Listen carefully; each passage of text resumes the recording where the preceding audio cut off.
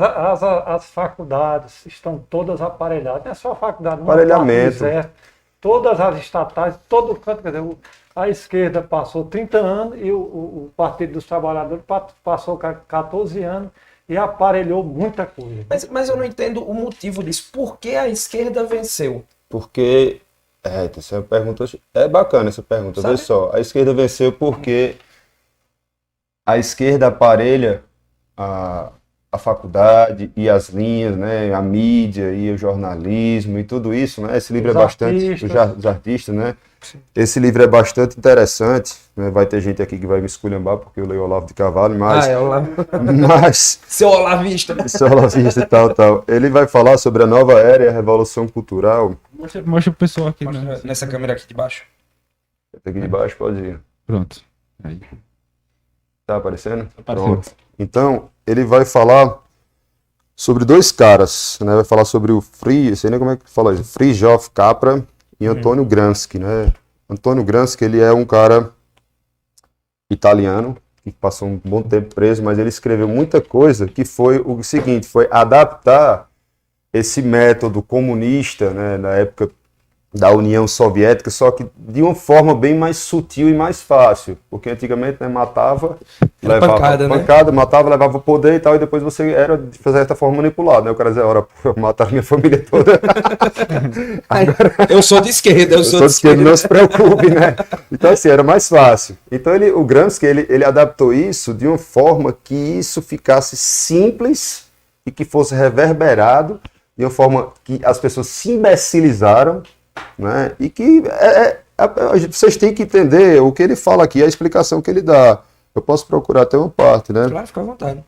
E como é que a esquerda chegou nessa situação, né? Não foi de forma sutil, né? Foi de forma sutil, adentrando, aparelhando e, no caso, manipulando a mente das pessoas, né? Aqui ele vai falar nesse livro, uma parte interessante, né?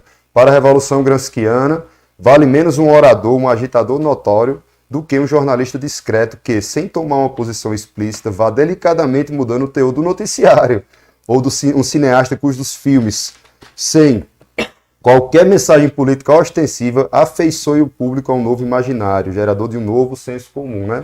Então, assim, a esquerda, ela utiliza das ideias desse cara e das ideias de outros caras, né? Esse cara ele é muito inteligente, apesar de que para mim, um demônio pelo que ele fez com que as pessoas, né, chegassem a isso.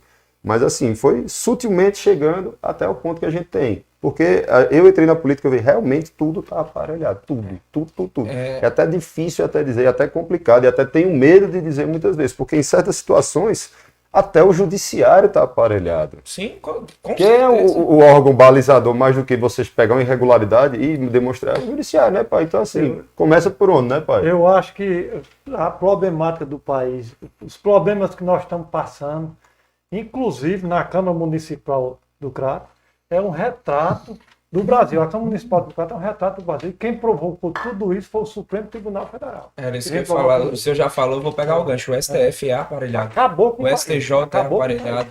O TSE é aparelhado. Os órgãos públicos no geral, inclusive o Exército, que é um órgão de direita, é aparelhado. Sempre é bom dizer que nós temos pessoas, né, de boa índole. Claro, não é unânime, mas tem muita coisa errada. E que muitas vezes até você, para adentrar com a ação, você fica com medo de perder. Ontem tu falou, né, lá no podcast, que antes de entrar tu tinha medo, né? Tipo, e quando chegou lá era pior. Aí tu falou. Antes de entrar eu imaginava que era sujo. Aí quando eu entrei eu descobri que era nojento.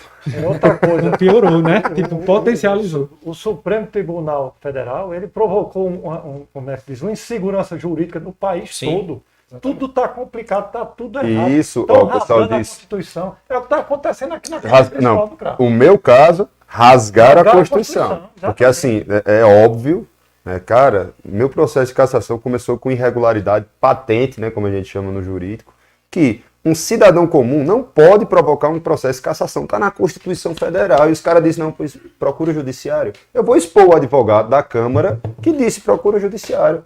O pastor está dizendo que eu procuro judiciário. Aqui eu estou mostrando qual é a responsabilidade que você tem com sua profissão em dizer que eu estou errado porque eu estou mostrando a Constituição. Quer dizer, os caras rasgaram a Constituição e estão aí. Sabe foi o que eu fiz? Eu digo, eu quero que você faça o que quiserem. Eu acredito que ainda existe, né, promotor, juiz, e que a gente possa resolver. Eu acho